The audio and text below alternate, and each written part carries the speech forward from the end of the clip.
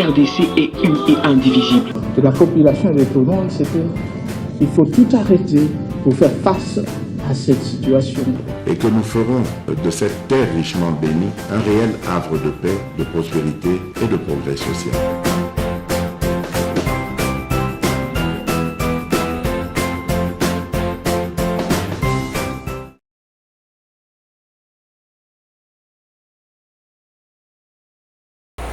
Botenabino, merci. Bozola Ndabiso, partout à travers le monde. Tubanis Men Yasika, Topesibino, merci. Nandenge bo accompagna Kibiso Semaine Otikoleka, Bozalia wana Bandunduville, Bozola Ndabiso na Kikwit, na PC Bande Konabiso ya parti, quoi. On a mon mobilisation na camarade Nabiso, Bogeko s'enrôler na Bandunduville, Congo en avant.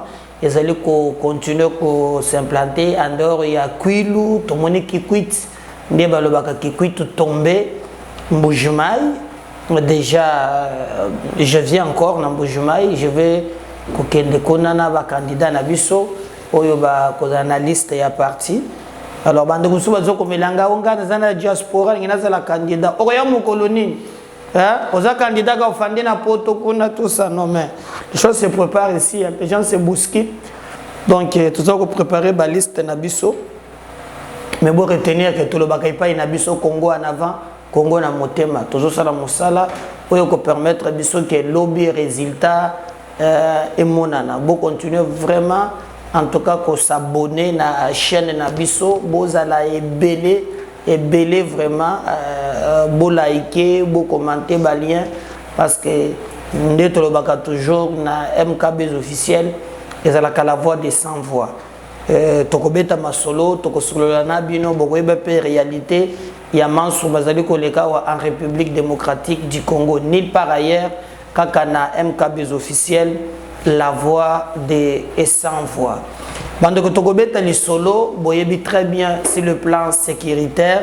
Et Félix Tshisekedi entourage naie, ils allaient vraiment kozala nangambo, c'est-à-dire que bazoko taka boloko moko na moko, ye moko le baki ke maloko e kotonda. Donc maloko ango so ki pete, ozala ya cabinet, ozala ya wap. Lui ça très exigeant na bande ko nyonso. Oyo ba azali ko sala biloko wana blague ezaliti. Alors attendons voir suite before azakuna est-ce que babundi na kabundu na moni audio moko zo circuler wana ezaba kambo muntu moko fandi kaka boye oh tozawa babundi moyen te oh tout ça. C'est comme il y avait aussi audio moko boye oh to mona ki makambo hier en temps il y a Tango Claude Machala, ayambaki Olive. Nous nous avons fait des gaboyo, Machala. Et n'oublie pas que je regarde les réseaux sociaux. Et c'est ça Gabriel. Attendons que tu as ma page comme tout ça na et le quoi ça la mingi awate, bato ande ko partager en tout ça. Ils ont les mêmes problèmes na oyo bazolo. Ce qui est vrai, c'est que ce qui kabund a commis na makala, il y a eu implication, il y a bateau bazala qui peut être directement autour de Fati, entre autres le tout puissant Bifort, les conseillers privés. Parce que si vous regardez très bien, tant que Kabunda Toboli Bapine, Oya Tobolaki, à la fin, vous constaterez que la garde républicaine, bayoko kite pa na ye tala mukilinde baluka ka 6 mai baluka 9 même mokolo basoke ndeko tika before na parquet même soda o moni bakendeke pa kabinde bango wana kaka bundu bango wana pe baza pembene na minduki. Alors bolingi boyeba situation ça ndekini jusqu'à présent azali ko jouir na ba bengi na droit na présomption d'innocence. Vous voyez, et ils allaient vraiment un principe de droit. Tout homme est présumé innocent.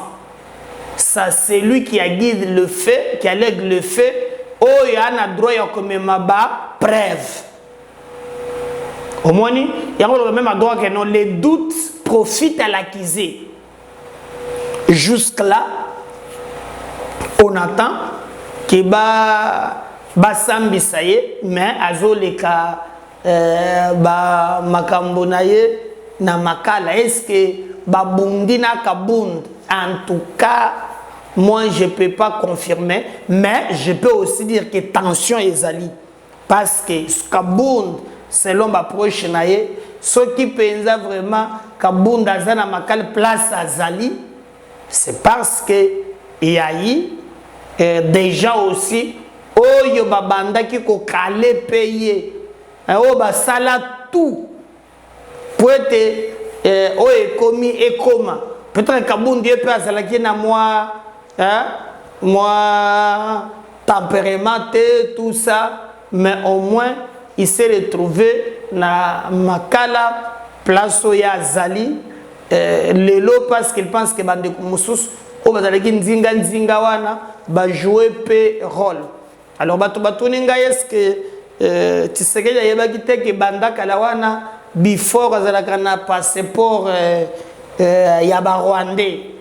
Bon, moi je ne vais pas ici confirmer, mais les informations tozwaki de gauche à droite, il n'a pas commencé avec le Rwanda Kakana Félix il a travaillé avec Azarias Ruberwa.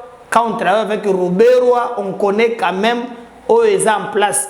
Et le contact aussi n'est pas commencé avec Félix Tshisekedi, le fils, même le père, before Azalaki déjà naïe.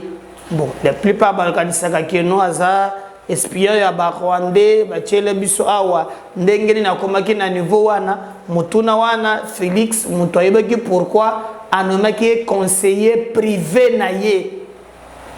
Vous voyez? Alors, le loba côté sikoyo sur lui, c'est l'information tozu, ba document moko sensible, comme on le traitait comme d'un agent double qui travaillait non seulement pour le Congo, mais il travaillait aussi pour le Rwanda. Bon, et ça, il y a que pensé que Aoume la mingi na ANR, ti ya comme à niveau ya parquet, mais yepe batonaye.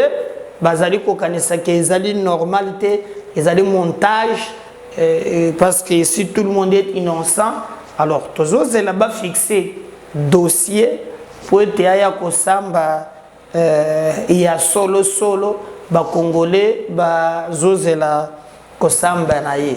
Mais pour le reste quand même, il y a des choses qui se disent dans des coulisses qui en tout cas bakutaki pe mbongo ebele na ndako na remukaka na tongo so baloki atali balobi dollar yo abimi akei so zongi ya bagiza atali akei ermo bele so lokole sapato fandeli yango siko biso tozolo mbongo eza mystique ala so so ki mulungu ende bato bazolo benga mona kyango te so ki mulungu te tana kilo tamila leli likolo nango wana alors ngasiko na kindo kolo bandenge ni ngana na mona kyango te.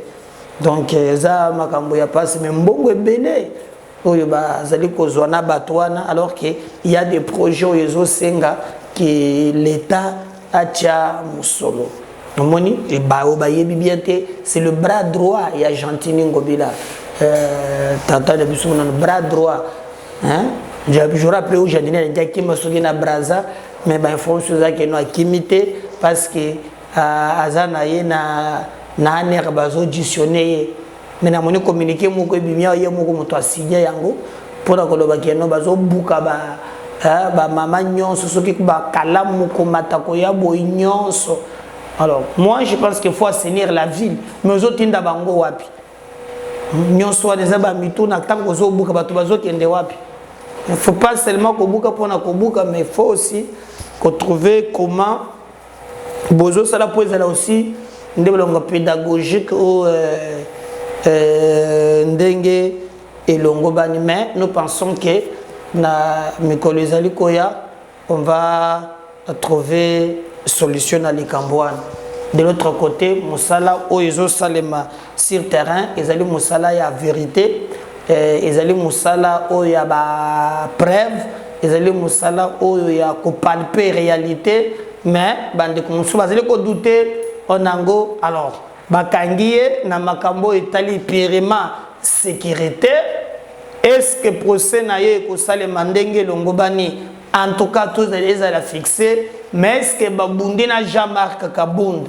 Je ne pense pas que Babundi. Mais est-ce que tension est allée? Oui, entre Bango na Kabound. Bago se régler ba compte. Bazo kanisake. En tout cas, ceux qui makamboana maleki bongo, yé alipona quelque chose. Il a joué un rôle pour Kabound amekota place azali wana bambata ebeta maki. Je ne sais pas. Oh, le Kabound a beta yé. Mais qu'est-ce que Kabound faut beta yé?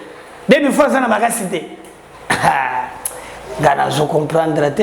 Na ko tele bina audio wana mais je doute fort. Magamba zolo bawana. O Kabound bazo kaname na bilamba zonji mate wa beta ga before. Oh. Ye before ya go beta yete. Donc ye before ya ga boya mitiki. Donc pour que non, je crois pas quand même. Hein? Je crois pas. Le mec est balé bazo nga ba bunda. Hein? Me Kabound azoli nga beta ye kaka. Ah. Abeta ye moi si na ye. Donc before ga ngika mamboko mboya kotika prison do makati nyo sanzo te longwe Kabound ko takeli boso ko bi Tarzan do makasi koti bala moko. C'est pas correct. C'est une manipulation. Hein? En tout cas mon humble avis mais bako swana bako loba na maloba. Hein? Parce que quand Kabound la katang bako ta côté wana quand même yasi a umeli, hein? Est-ce que ça sera na mbongo bongo pe mo njimili wa hein? Pour na boloko nde obi misabimisa kakaka. Andibite kazaka na go pe belé, hein? Mais au moins na mona que tu na muntu na yemoko poza ki ligue de gère muntu amso la commune na mona pe akabuye le beke ko senga pardon. Je na ndiko le makambu tale belé. Mais lobi na moni asongi na fisu mukoko. Hein? Na moni peye kuna baba wosoki to sa obika nde baba sivile baba so to sika buya obiki na go tabaka muna bango teme na mona ki bango kuna lobby. Donc c'est pour vous dire que makambu ezali un peu clair. Attendons voir Oyokoya pour tobeta lisolo ya Congo ndenge ezaleli MKB officiel tokozala wana pona kopesa bino mais boyoka quand même moi makambo balobi je vous dis bien boyoka kaka c'est un peu moi ko sekaire moko boye et ça là moi bien. Ensuite cet élément si je parle le même langage na bande ko bazana studio kuna Tolandi et nous allons revenir juste après pour continuer avec vous cette émission Mokolali na MKB officiel, votre chaîne de vérité, la voix des sans voix. Ensuite, on revient juste après.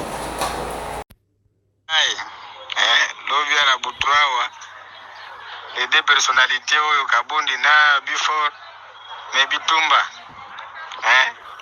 Awa toye tangu akomi kaka po te kaka na pavio witi kana ba wonyo swaza la kana basale wana. Mais Kabundi a terminé la porte. Albi akokota awate akokota te akokota awate to forcer ti akoti na porte ya munene mais akota na sale yango kuna Kabundi abi rien akokota te ndokiyo imbécile yo kanisa kinini yo kanisa ifukuza pembeni ya president Kisekedi escrow wana yo abanena kufika na Kisekedi na yemogo bino so ba vantire amoni lelo siko a découvrir que osama be combien de fois bande ko ibisa ya zozo bande batu mususu yo akota wate yende asali ngana zala awa yende asali François be azala na prison oyo ndoki imbécile yo zana niveau nini yo zana niveau zana pembeni ya president niveau oyo François be niveau zana ngo ai quartier François be pa vanda na yo burig voyou nini ya diaspora to abandi ko finga ye wana fingi no donc patu bakaboli bangona na butu abeta ekaka il faut abeta ekaka te discussion ana to kaboli bango nde toyo bawe ko kabula ole akota na salo esengela akota na akota isusu wana te aki okota na totie na chambre ya suka kuna esika ba nani abane uvanda batu nini oyo ministère bakonga voilà na salo bakonga zalaki nde ana esika lalaki alali wana na tongo tokoti réunion habité tobe misekaka donc kayo nini kabuni akani ye deja bino ata abeti lelo na mo lelo boy soki bakoti kuna akobeta ekaki fo asimbe na nzoto aza mutu mabe alors nde tokaboli bango totinde na pavillon 1B likolo wana nde ye ake kuna kabundi atikele kotoyo mais kabundi azokutana okana ekaka ata bakutani na couloir fo asimbe na nzoto bato basentir donc aza très brutal oyo kabundi afingi trop donc on dirait baya mike kofinga no wapi alors nde situation toza nango na prison naza wavandi bazuna no visite te mwasi nega nde elaki mwa biloko ya kolinda ololia na bureau ya deya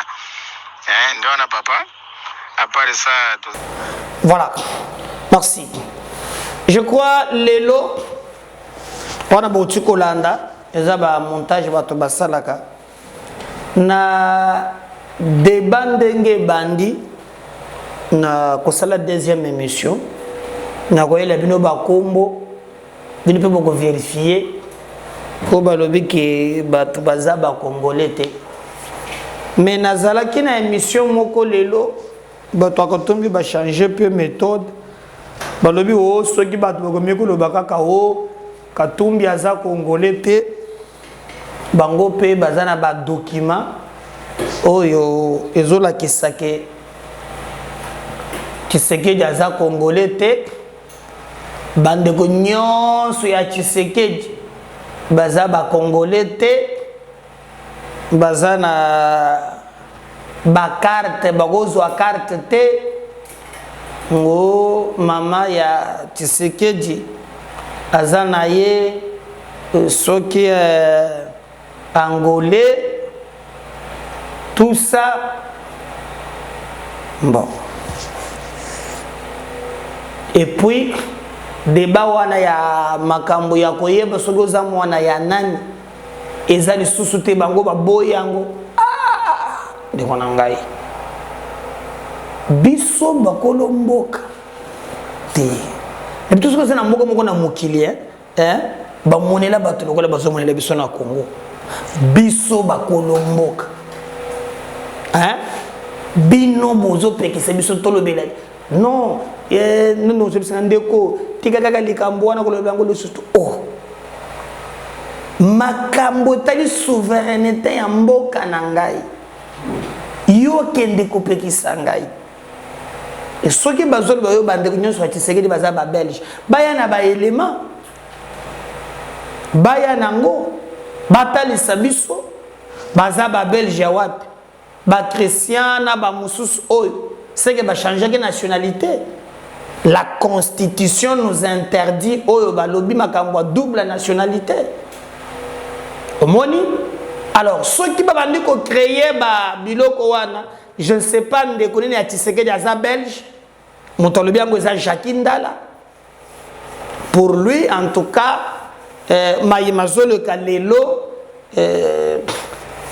Tshisekedi yé pour quelque chose soit ndengeni bon eza normal te biso to zolinga to mona Congo ya sika biso to zolinga to mona transformation bato bayeba ke mboka oyo eza mboka na biso eke mutu moko te ali na droit ya kopekisa biso to jouir na oyo Congo epesi biso et nous devons nous battre chaque jour pour te kita ya mboka na biso et profiter na bato mosusu te mais kita ya mboka na biso ezala pe ya ba congolais. Alors je vais préciser likambo moko koloba ke koyeba origine ya muntu oya lingia occupé ba fonction eza racisme te eza discours ya NT quand même eza pamba te soki tozali komona bato bazo prétendre ko diriger Congo et que bazanga quand même ko landela o elandani ezali kitoko ata mokete donc tobunda po ete topesa mboka na biso bakambi oyo bakoki kotrahir yango ata moke te. Donc les débats oyo bazolamusela biso lelo, je crois nalobaki yango na émission, soki baza na baélément wana baprésente yango, mais je ne vois pas comment ndeko oyo ya Félix bangene mususu bakomi ba belge natambolaka pe na bango te, mais ceux qui va changer nationalité et tali bango moko. Mais moi je parle pas des individus, moi je parle de texte, moi je parle de texte. Mais lui me parle bango bazolo bakambo ya ba individu ezali kambo ya pasi pe na mawa. Alors tokozela makambo ya enrôlement et banda bakende ko s'enrôler boyebi parce que par exemple awa na 10 provinces besoin kango ba première zone d'enrôlement. Alors la première ère selon Bater besoin utiliser techniquement boyebi que si là qui normalement c'est je crois lobby. Alors lobby wana bato moso ba s'enrôler qui te pour balancer pe côté ba province musus ndenge ezali. Alors tozo zela mais awa pe même na Kinshasa bato ba s'enrôler te ndenge sengeli bandeko mususu ba keina ba centre d'enrôlement bazui ba carte te tokolo ba ke musala ya enrôlement bazokende na ko silisa yango. Alors bato mingi ba s'enrôler ki te ndeseni a juger bon que abaki c'est la bango mikolo musus. Et par exemple pour la première wana bazali kopesa au moins 25 jours babaki seli bato pour te enrôlement et bana ko salema mutu nyonso azwa na ye carte. Alors namoni bato bazotonanga mutu na sina répondango ata 10 fois. Mais vous continuez à m'envoyer des messages en privé pour na kotuna ngai est-ce que ceux qui pensa vraiment ndeko wana azalaki congolais te, pourquoi Tshisekedi appelle ça qui est passeport. Donc j'avais répondu que passeport batinyon sur bakozwa yango eza kakate document italien que vous êtes réellement congolais. Na réponda que bien on appelle ça que bien exemple Jean-Claude Van Damme azape na passeport na ye.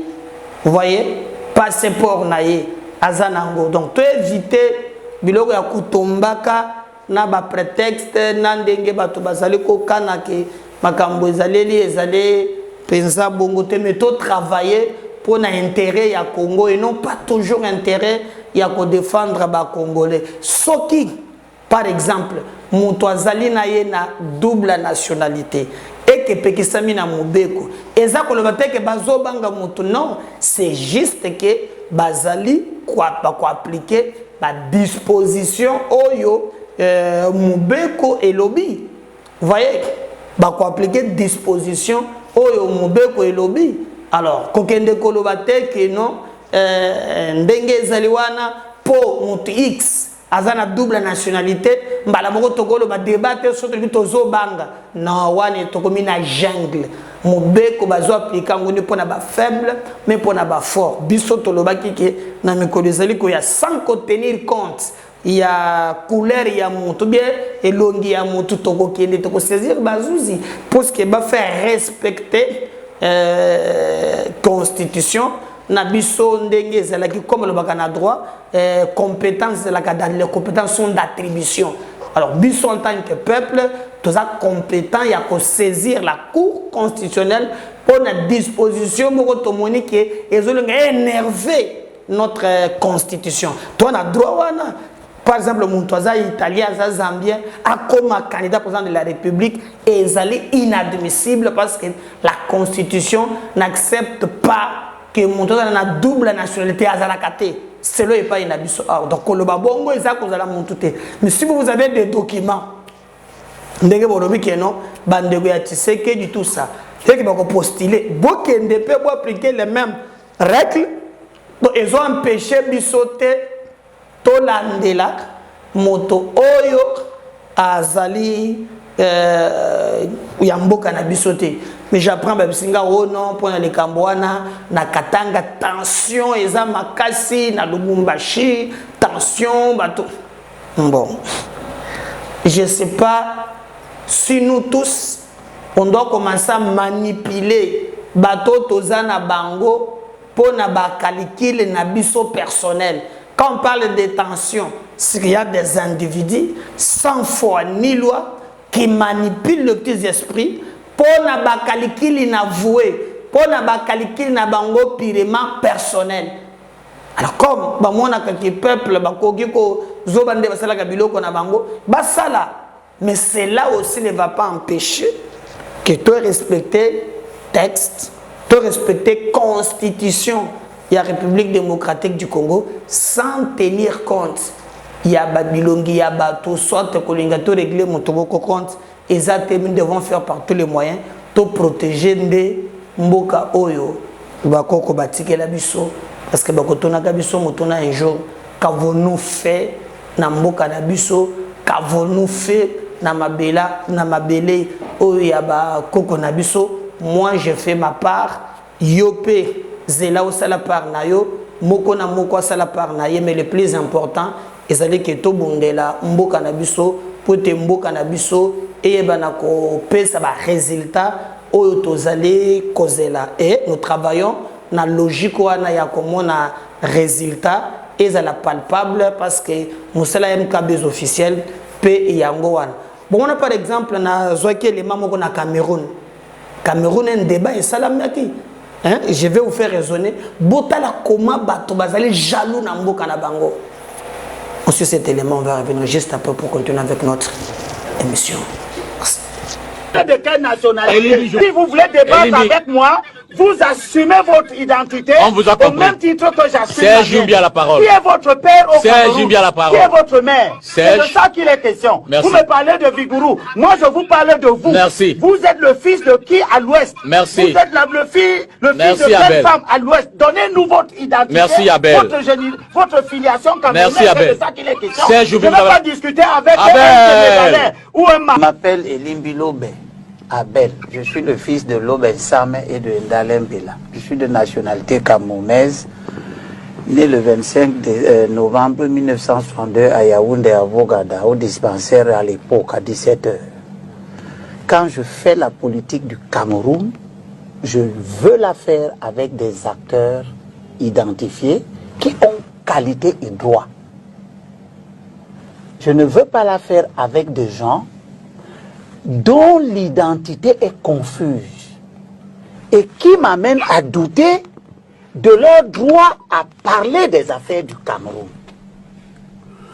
En tant qu'acteur politique, au point de vouloir organiser des manifestations, parce que moi je peux parler des affaires politiques du Mali, mais je ne vais pas aller organiser des manifestations pour demander des comptes aux autorités maliennes. Il faut que ce soit clair. Monsieur Abdoulaye Thiam, c'est qui? Je veux savoir, puisqu'il a pris la responsabilité de venir participer à une émission où on parle des affaires du Cameroun, je le dis devant tous les Camerounais, à ce que je sache, son patronyme ne renvoie pas à l'appartenance à la nationalité camerounaise. Je veux savoir, c'est le fils de qui? Son père c'est qui? Sa mère c'est qui? Il est né où? Au Cameroun. Pour qu'il ait la compétence de discuter des affaires du Cameroun au point d'organiser des manifestations politiques. Ça c'est la première chose. Nous sommes en face des gens qui vous disent Boyogina ndenge bazobunda na Cameroun yoka mbongo. Koka mbongo, so sala kana mbongo na yebaka te. Yoka mbongo, mboka ekufa yo mbongo. Bapa ya bazu yoka mbongo. Okomona pe mbongo, ozala 40 vis mama, osaka pe na ngwelo kote, komela kopakola, blozo par le bandu ko zikisa yo pose le mbongo ya mabe. Ni musu swazolo ba. Pierre, Katumbi Chap, tala baba, lokola magicien. Mboka ba traisa ga ngopo na mbongo te. Tout ça là-bas, enrôlement est bandé, tout le monde reçoit carte.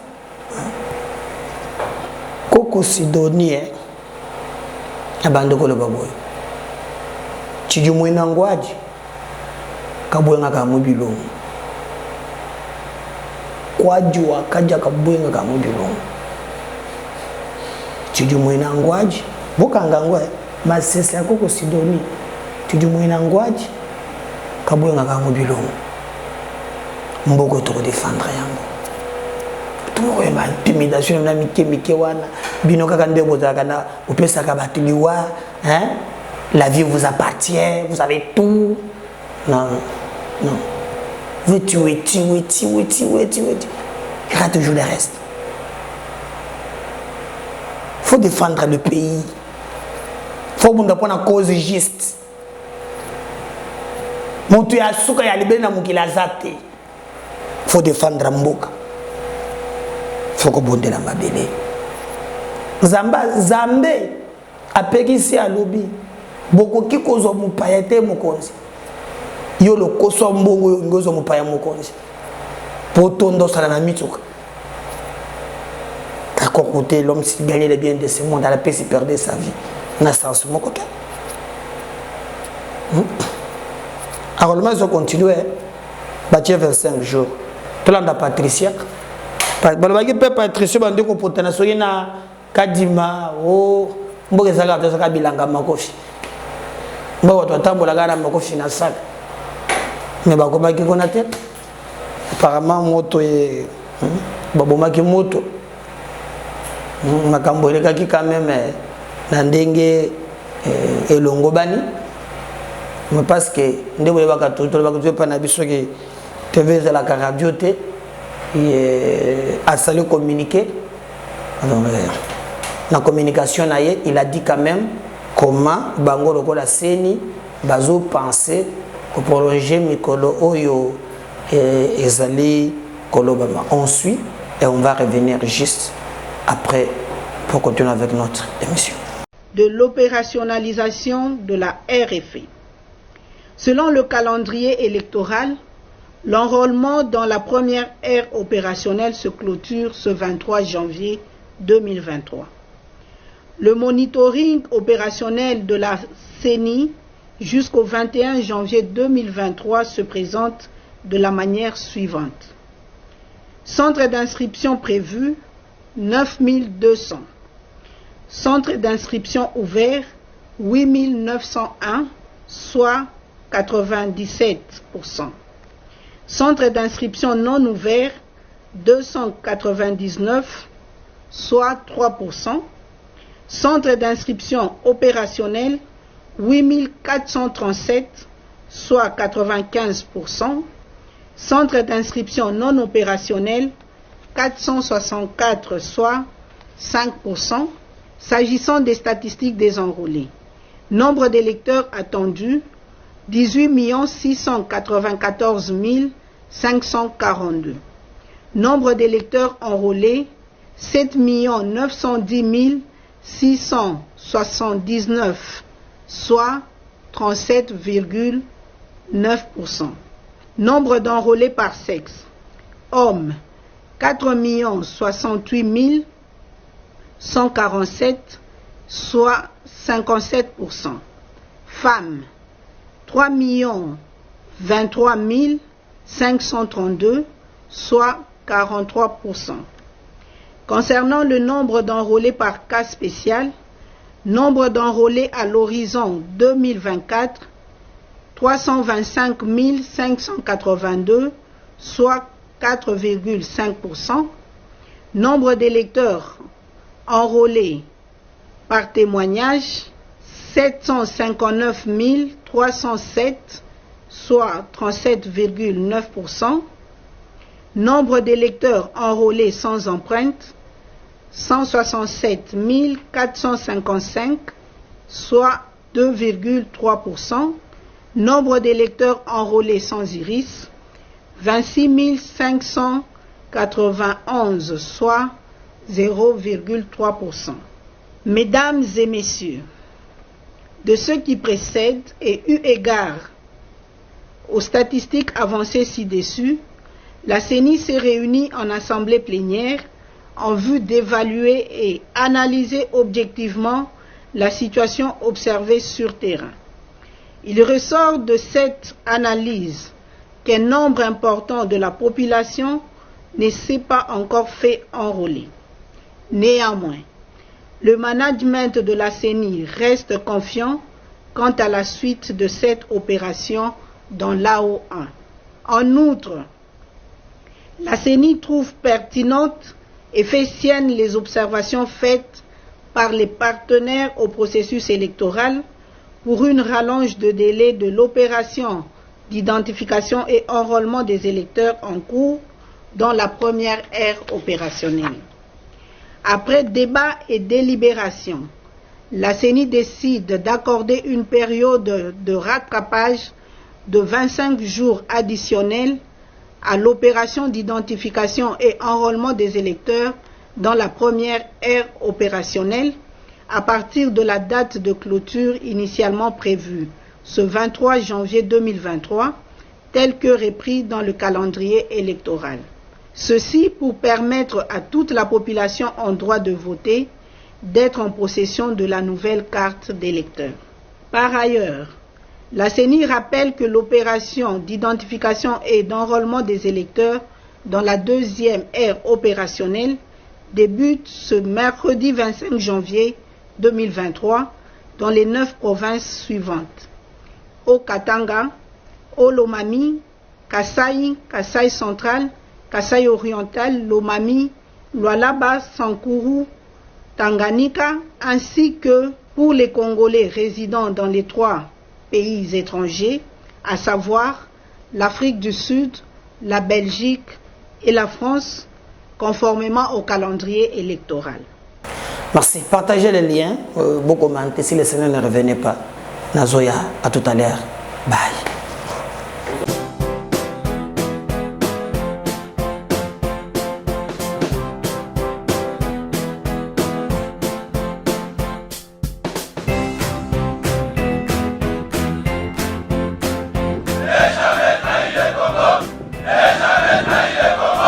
La RDC est une et indivisible. De la population et de tout le monde, c'était il faut tout arrêter pour faire face à cette situation. Et que nous ferons de cette terre richement bénie un réel havre de paix, de prospérité et de progrès social.